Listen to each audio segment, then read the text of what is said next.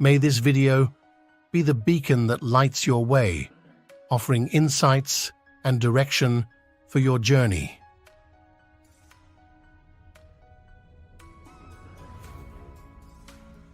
Sadhguru Jaggi Vasudevji, Mr. Francis Gurry, Director General, World Intellectual Property Organization, Dr. Soumya Swaminathan, Chief Scientist, World Health Organization, Excellencies, ladies and gentlemen, it gives me great pleasure to welcome you all to this event to celebrate the 5th UN International Day of Yoga. At this prestigious venue, the very first designed to be a platform to bring the world together in a spirit of cooperation and inclusion to address issues facing mankind. It was 100 years ago that the League of Nations was conceived, and these very premises were meant to host it. In 2014, the initiative of the Prime Minister of India, Mr. Narendra Modi, himself a dedicated and long-standing practitioner of yoga, to have 21st June declared as an International Day of Yoga won the overwhelming endorsement of the international community. As the relevant UN General Assembly resolution notes, yoga provides a holistic approach to health and well-being, and that the wider dissemination of information about the benefits of practicing yoga would be beneficial for the health of the world population. Traditionally, we have celebrated International Yoga Day by practicing the asanas or physical postures contained in the common yoga protocol, which was developed by the Government of India in consultation with leading yoga experts and institutions in India. However, this year, we thought of broadening the approach to exploring the many other dimensions of yoga beyond the physical that are particularly relevant to the issues that the different stakeholders in International Geneva seek to address, those of global health and sustainable development, as well as peace and disarmament. Our engagement on these issues requires us all to work in a spirit of cooperation and compromise, making sure that no one is left behind. However, this spirit of inclusion at the international level cannot come about if it is not reflected in our individual lives and approaches. It is here that we can harness the power of yoga, the very essence of which is union both within and without. Hence the theme, Yoga, the Power of Inclusiveness. The Permanent Mission of India to the UN in Geneva is grateful that Sadhguru, India's leading yogi, mystic, and one of the 50 most influential persons in India, who has been conferred the country's second highest civilian award in 2017, consented to engage in this conversation on yoga. We could not have found two more distinguished personalities to engage with Sadhguru than Mr. Francis Gurry, who is not only the head of WIPO, but also an avid practitioner of yoga for over 3 decades, and Dr. Soumya Swaminathan, who brings her extensive global health perspective and expertise to the conversation as the Chief Scientist of the World Health Organization, where traditional knowledge and complementary medicine are seeing renewed focus. As an emergent India plays a greater role on the world stage, it is with a positive intent and determination to contribute to the betterment of mankind. Yoga is one such contribution by India for the better health and greater happiness of people all over the world.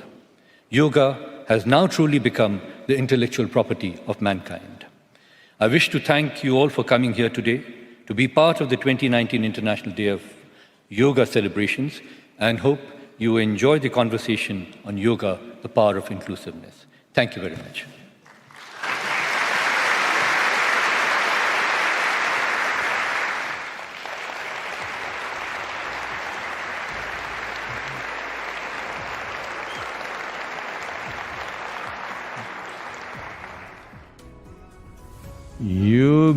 युगरतोवा भोगरतोवा संगरतोवा संगविहीनः यस्य ब्रह्मणि रमते चित्तम् Yasya brahmane ramate chittam nandati nandati nandateva nandati nandati nandateva. Good evening to everyone. Well, I think the meaning has been put up there. The important thing is, people think yoga means I must be like a rubber band. Yoga does not demand any particular condition. Wherever you are, there is a next step in yoga. Whatever kind of person you are, whatever kind of mental, physical, emotional states you are, there is a next step from where you are. That's what yoga is about. The chant is just to acknowledge that. Thank you. Ma. Thank you very much, Sadhguru. It's a great honor and privilege. This is okay. Microphone. Thank you. I was wondering where the mic was and I thought there was some magic here. You need a beard for that.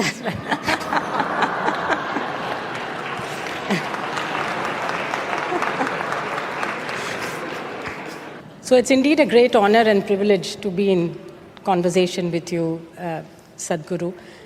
I would like to start with the theme of inclusiveness, since that's what the Yoga Day is about, and the theme, as our ambassador pointed out, and the Prime Minister in his message also talked about all the benefits that can come from practicing yoga.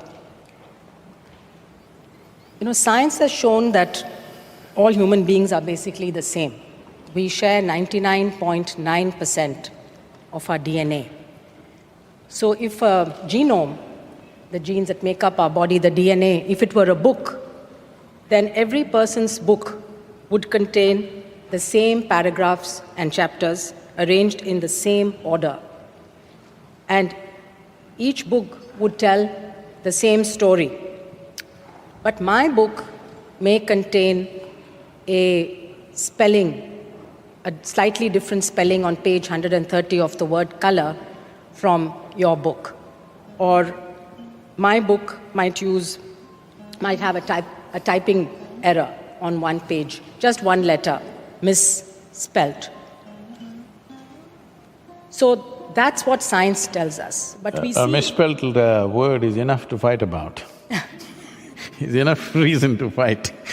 Exactly. So if we spell color with O-U-R or color with O-R, you know, it's a difference between the two sides of the Atlantic. But what we're seeing increasingly is the world being divided on the basis of ethnicity, of race, of religion, of color, of belief, of sexual orientation, disabilities. Some of this is conscious, some of this is not conscious. We see large number of people on the move now, refugees and migrants who have had to leave their homes and are living in camps for many months or years together. So when we talk about diversity, very often, you know, organizationally we think only about gender diversity, ethnic diversity. But don't you think that the real diversity the world must tackle is the fragmentation of knowledge to solve the problems that we have today, and the fragmentation of ethical belief systems to guide our moral choices? We see inequalities and iniquities increasing. You mentioned that we live in a world today where for the first time there is enough for everybody, and yet there are large numbers of people who don't have the very basic needs. If inclusiveness is the very basis of spirituality, how can we enable communities, especially our young people, to grow up with the belief of inclusiveness and the fact that diversity is important and we have to respect everybody in the community and provide everybody equal opportunities?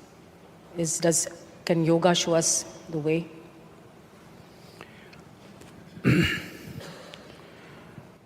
We are inclusive not by choice. We are inclusive by the nature of our existence. Every day, We are in this process every moment of our life. By eating, drinking, breathing and many other things, we are showing that we are inclusive. If we resist this, we will cease to exist. It's only by constant transaction with just about anything and everything that we are existing here. The complexity of what makes this creation, we are a consequence of that. But the magnanimity of creation has given us an individual experience. It's a tremendous thing. Though we are just a speck in the universe, still we have an individual experience. We sit here and experience like we're individuals. This is a phenomenal magnanimity from creation. But we've taken this individual experience rather too seriously. So seriously that we think we are a world by ourselves, each person. When your personal universe does not work very well, you will gather 10 people and then there is a battle. Endlessly it's going on. When we are 2 people, we will quarrel. When we are 10 people, we will fight. When we are 1,000,000 people, we have a war. It's the same thing. The mechanics is the same thing. Because we have taken our individual experience of life rather too seriously. In this cosmic space, this solar system itself is a speck, a tiny speck. In that tiny speck, planet Earth is a micro speck. In that micro speck, Geneva is a super micro speck. In that, you're a big man.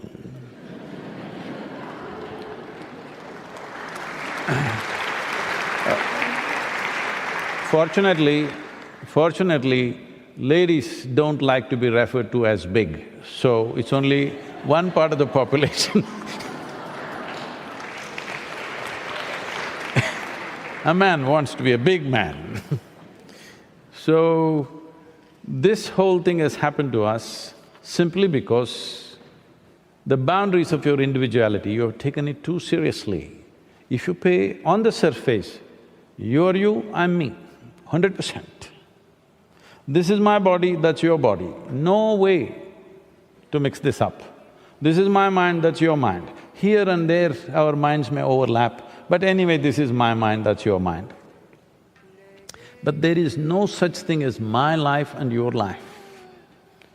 The life that we are, this is a living cosmos. You captured some, I captured some. Now, what yoga means is, the boundaries that we have drawn with the instrument of body and mind, you consciously obliterate, so that when you sit here, your experience of life is not contained just to the limitations of your body or your thinking process or your emotional process. Your ability to experience life as a life, not as a body. Because if you experience this life as a body, this is me, that is you, there is no way to mix this. If you go as a mind or a thought process, this is me, that is you, no way to mix it up. But if you go as a life, fundamental life process, there is no distinction between this and that, not just between 2 human beings, between everything and everything, there is no distinction. So the word yoga means union, that you consciously obliterated the boundaries of your individuality. That is why you know a sense of union. We are anyway in union with the existence. The problem is, it's not in our experience because we are too caught up with our individual experience. The basis of your individual experience is a very flimsy thing, in the sense, right now, if you… Can we experiment with you? Hello? Take your right hand and touch your left hand and see. Is that you? Hello? Is that you? Touch the chair on which you're sitting, is that you? No. How do you know this? How do you know this is me, this is not me? Sensation, isn't it?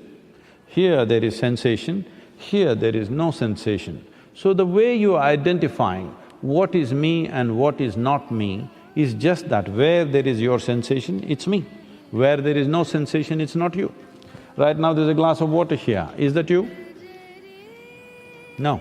If you drink it, does it become you? What is it that you did? All you did was, you included this into the boundaries of your sensation. Isn't that the way you have grown? Hello? Isn't that the way you have grown? What was not you yesterday, has it become you today? So, anything that is within the boundaries of your sensation is experienced as myself. What yoga means is, you stretch the boundaries of your sensations. As there is a physical body, there is a sensory body. If your sensory body expands, let us say your sensory body became as large as this hall, then you will experience all these people as a part of yourself. As you experience the 5 fingers as yourself, you will experience all these people as yourself.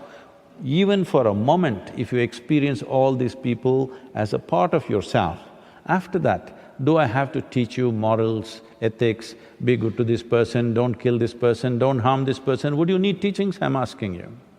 This is what yoga means. It is not a teaching, it is not a philosophy, it is not an ideology, it is a technology of obliterating the boundaries of your individuality, because your individual nature is your psychological pattern that you have created. Nothing else says you're individual. If you don't understand what I'm saying, keep your mouth closed, hold your nose for 2 minutes, you will know you're not an individual.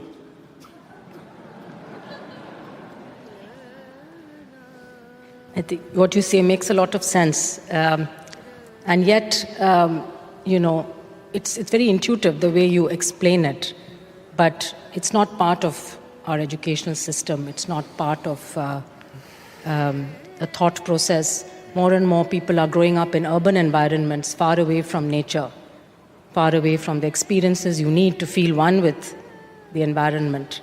And so we have to, I think, consciously promote this thought, and particularly I think for decision makers and policy makers, it's really important to have this philosophy. When they think about making a policy, what impact is it going to have?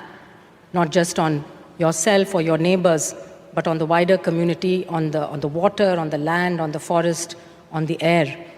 Unless we start thinking about each and every policy like that, I don't think we can appreciate really this oneness of being that you described. See, if you take something as a value or a philosophy or an ideology, this will work when you and me sit on separate chairs like this.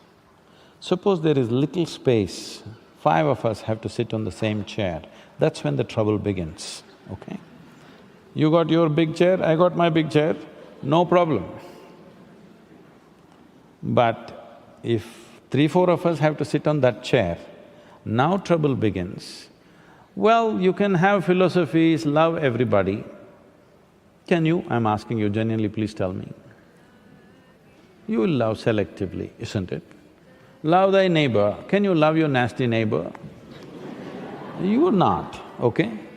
It is nice to say these things because it helps to cool you a little bit.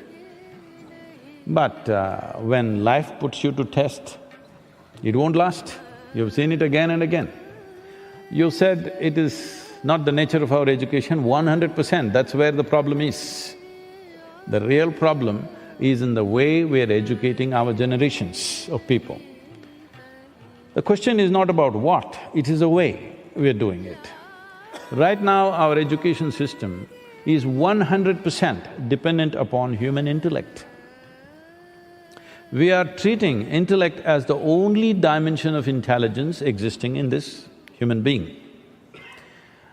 If I ask you a simple question, you must answer this question because I'm going to bless you. Do you want your intellect sharp or blunt? Okay. Those of you who didn't say anything, blessed. So I'll give you one more chance. Sharp or blunt? Sharp, for sure. Intellect should be sharp. Why? Because it's a cutting instrument. It's like a knife, it's like a scalpel. The sharper it is, the better it is. A knife is a good cutting instrument. If you want to dissect something, you need a razor-sharp knife. It's good to have it. But now you want to sew your clothes, but you do it with your knife. You will be in tatters. That's all that's happening to the world. Tell me, who is messing up the world? Educated people or uneducated people? Hello? Educated people, because this is the nature of their education. They think they can fix everything with their intellect. They are not even acknowledging other dimensions of intelligence which exist in your system. When I say other dimensions of intelligence, there are…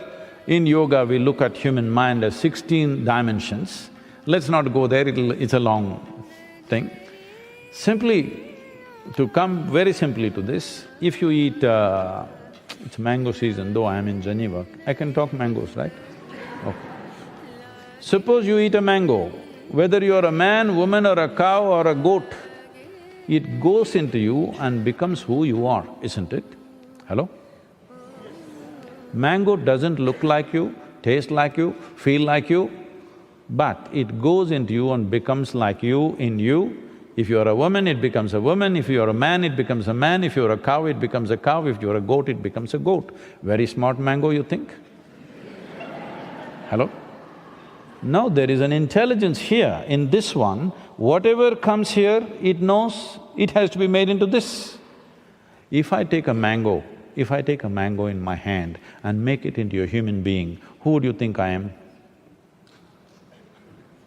Very creator, isn't it? So the very source of creation is functioning within you. The problem with us is, we have been taught all kinds of things. Somebody said those who are deprived of love in their life, that they could not love anybody around them or nobody around them loved them, they said God is love. Somebody who's fallen under desperate conditions, they said God is compassion. But if you don't assume anything, if you are looking at creation, because you can only see the creation, you have never seen the creator, all right? If you look at the creation, if you look at a flower, if you look at a leaf, if you look at a blade of grass, intelligence, intelligence, intelligence, isn't it? Phenomenal intelligence, yes or no? But nobody said God is intelligence. If you had said this one thing, we would have much smarter world today. Because creation is the highest level of intelligence you have seen. You're just one little product of that, isn't it so? Hello? With all your brains, you still not figured out one atom in its entirety. We know how to use it, we know how to break it, we know how to fuse it, but we don't know what it is. Because the basis of creation is a phenomenal intelligence, beyond anything that you can imagine. So if creation is such intelligence, the source of creation must be a fantastic dimension of intelligence. But we said all kinds of things to manage social situations. But if you really pay attention to your own system, the way it is it working because of you? Hello? Can you operate your kidneys, I'm asking? Can you make your liver go better? No. It is not happening because of you, it's happening in spite of you. Yes or no? There's a tremendous intelligence here. How come you think you can never access that? How come you think you can only function from the little bit of memory that you have gathered in the name of education, and you can only use that little bit of memory? Let's understand this. Because in the next 5–10 years, artificial intelligence is going to come big time. People who read 10 books became scholars. People who read one book became religious. People who read 1,000 books suddenly became so many things. By memory, isn't it? We are misunderstanding memory to be intelligence. This is the biggest mistake humanity has made. Memory is like this, my memory is my memory, your memory is your memory, isn't it? Isn't this the boundary? Hello? Isn't this the boundary? That my memory is like this, your memory is like that. This is the boundary. We have misunderstood memory as intelligence. So we are all become small islands of our own. We are identified with our knowledge. Whatever knowledge you have, if you have read the libraries on this planet, still compared to this cosmos, you are a minuscule knowledge, yes or no? Hello? Because many of you are doctor, I'm asking. I'm not trying to insult you, but is it not minuscule compared to the nature of this cosmos, of what's happening here? If you identify with your knowledge, you become that minuscule. Now you have your own world, I have my own world, but our ignorance is boundless. If you identify with your ignorance, we are all together. This is what yoga means. We are always identified with our ignorance, because our ignorance is limitless and our ignorance is seamless. Our ignorance does not separate you and me, because what I do not know, if you see I do not know, your intelligence is constantly alert. The moment you think I know, your intelligence sleeps. If you want to do an experiment, if I ask you to walk from there to there, you will walk, maybe being self-conscious, everybody's watching you. But if I turn off all the lights and make this pitch dark, if I ask you to walk from here to there, you become super alert, isn't it? Hello? Because the power of ignorance, you don't know where the next step is, suddenly everything in you is alert. This is the way you're supposed to live. But the moment you gather a certain amount of memory and identify with that, you sleep through your life. In India, the word that is used for enlightenment is always awakening. When you're already awake, how to awaken you? Because everybody is not awake to the same extent. You can become awake in various levels and dimensions. So the idea is to be fully awake because your wakefulness is your life. Hello? If you're asleep, would you know that you're alive? Your wakefulness is your life. How awake is how rich and inclusive your life is. Right now, the problem is just this, we are identified with our own little memory pools. So every one of us is a world by ourselves.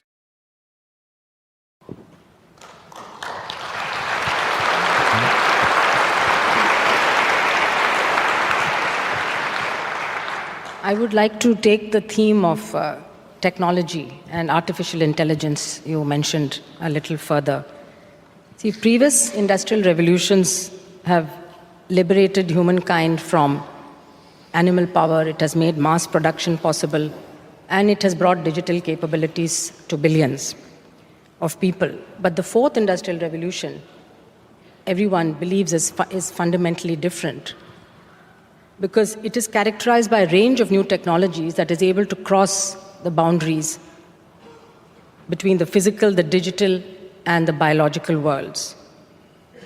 And this impacts, therefore, all disciplines. It impacts our day-to-day life, it impacts economies, industries, and it has even started challenging us about what it means to be human. We have these mega computers that are able to beat humans at different tasks. So the resulting shifts and disruptions mean that we live in a time of great promise, but also great peril. The world has the potential to connect billions of more people to digital networks. We can dramatically improve the efficiency of organizations and even manage assets, our natural assets, in a way perhaps that we can minimize environmental damage or even try to repair some of the damage that we have done. But if organizations are unable to adapt, if governments fail to regulate new technologies and to capture them for their benefits, if shifting power creates new security concerns, then inequalities may grow and societies get further fragmented. And perhaps what we could perhaps call a digital divide might then start, one more divide that might start dividing societies. In fact, the WHO has been looking very seriously at this issue, and we're looking into not just the new technologies and the public health benefits, but what the potential risks could be, especially what are the ethical, social, moral, legal implications of new technologies like artificial intelligence, gene editing, gene-drive mosquitoes, and so on. So really the central question is, how can technologies enable a meaningful future for humankind? And what role should humans play in an increasingly machine-dominated world? How can values and ethics become part of the technological development process? I remember this situation, probably in '70s, when in the Mumbai docks, which is called as the Mazagon docks, they installed the first gantry. And all the labor, the coolies who were there went on strike protesting. It was a major strike. Because till then, the vessels which came were unloaded by men carrying sacks out.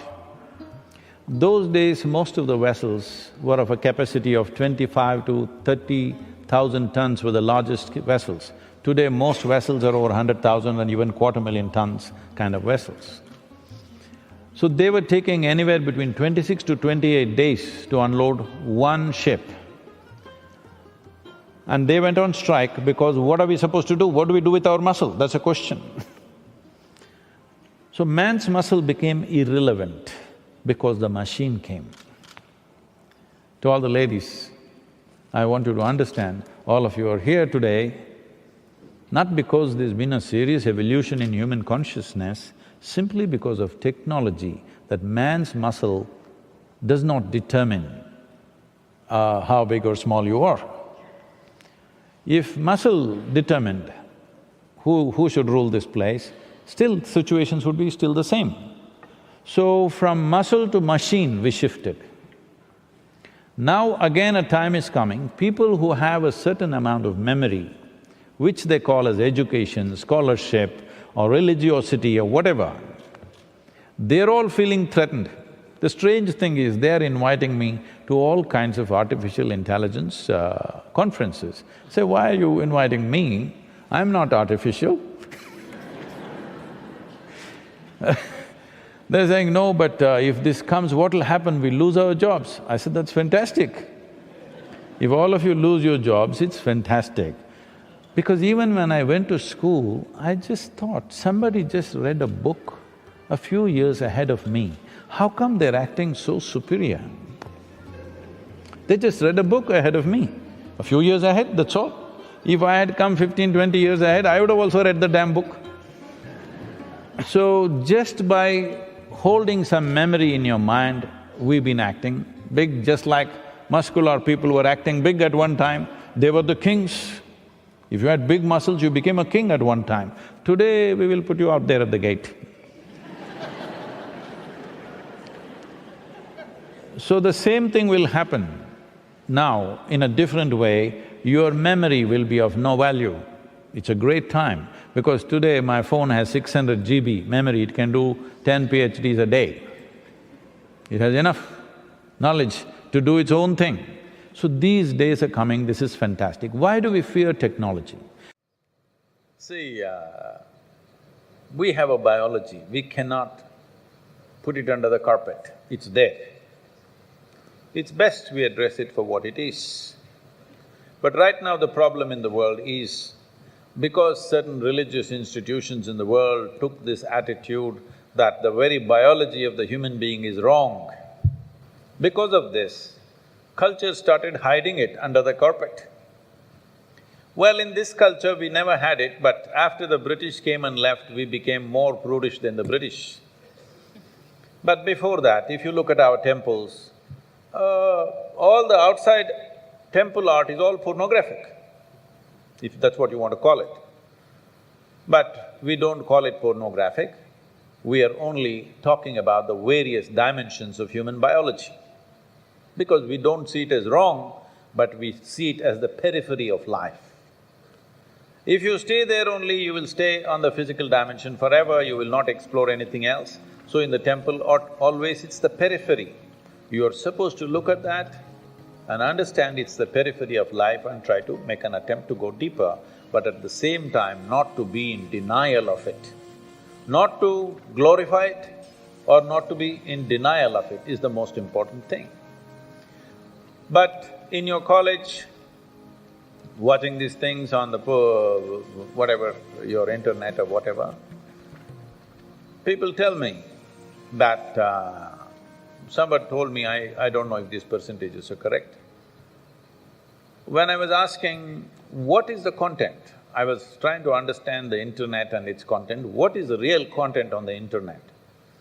They're telling me, you should know, they're telling me 70% of the content on the internet is pornography. Is it so? Is it so? You must be the expert.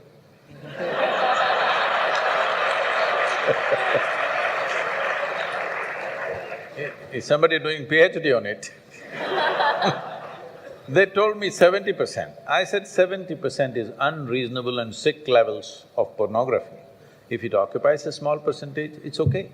70% of a technological platform which could do millions of things, unfortunately is pornographic. Just biology of life is very unfortunate because once you come as a human being, your biology is not the front end of your life. It is one part of your life. This cerebral capability came so that your intelligence becomes the front end of your life, and if you become conscious, your consciousness becomes the front end of your life. Biology is the front end of a bull. It's okay for him, that's all he knows. But biology should not be the front end of a human life, it is part of our life. We are not denying it. So, at a certain stage in your life, it's like this. A 95-year-old man went for a medical checkup with his doctor. The doctor did a thorough checkup and said, "Hey, old boy, you're doing great for 95, no problem with you." Then the old man asked, "Doctor, but what about my sex life?" Then the doctor looked at him and asked, "Thinking about it or talking about it?"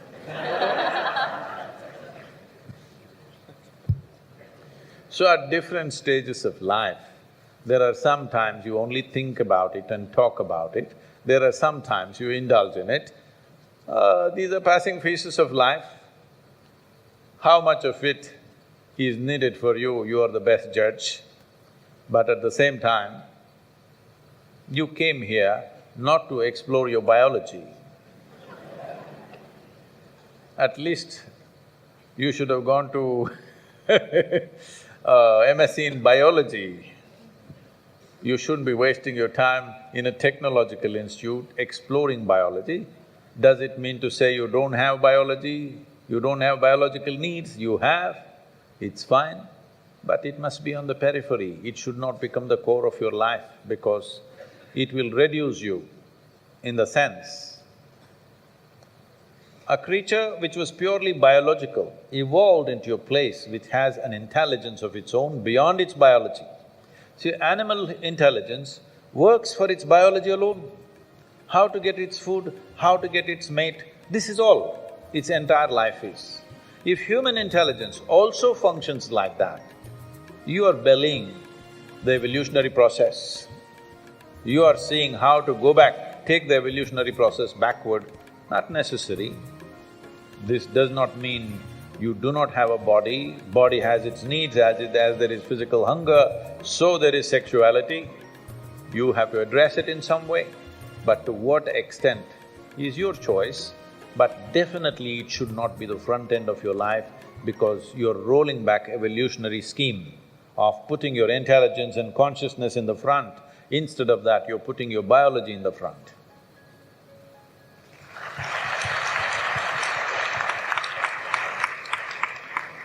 How important is a man's semen for physical, mental and spiritual well-being? Can wasting our semen damage us spiritually? Well, you know, semen is the basis of your physical existence, whether you're a man or a woman.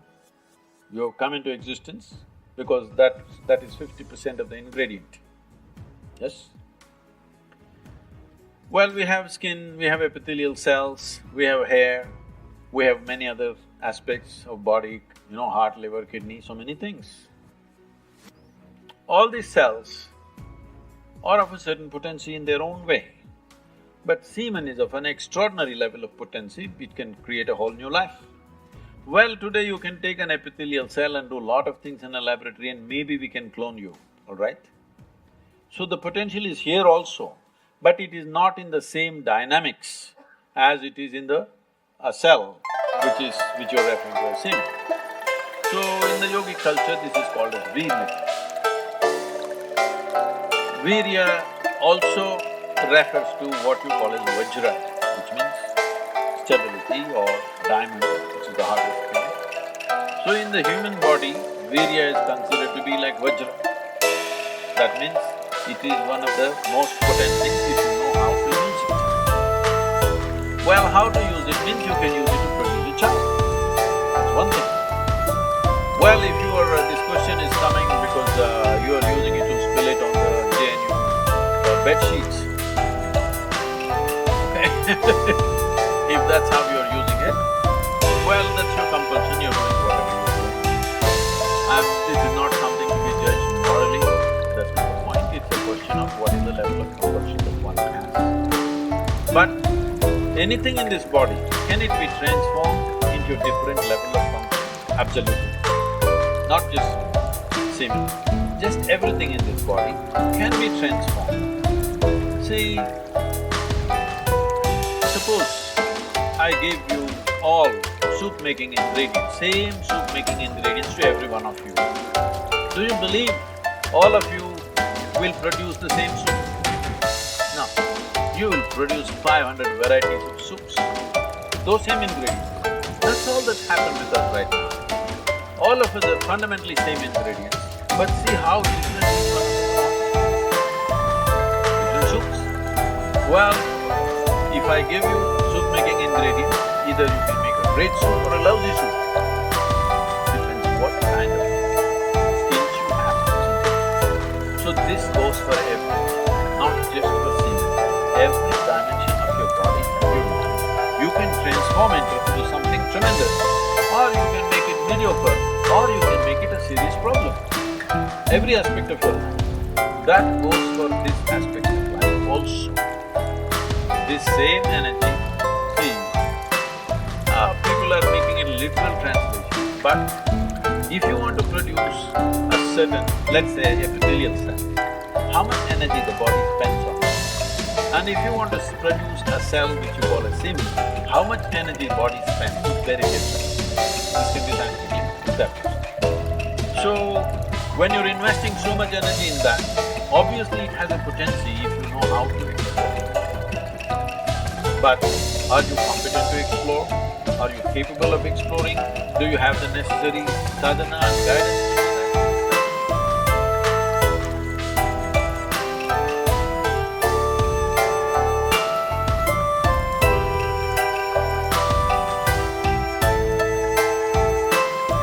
Thank you for joining us.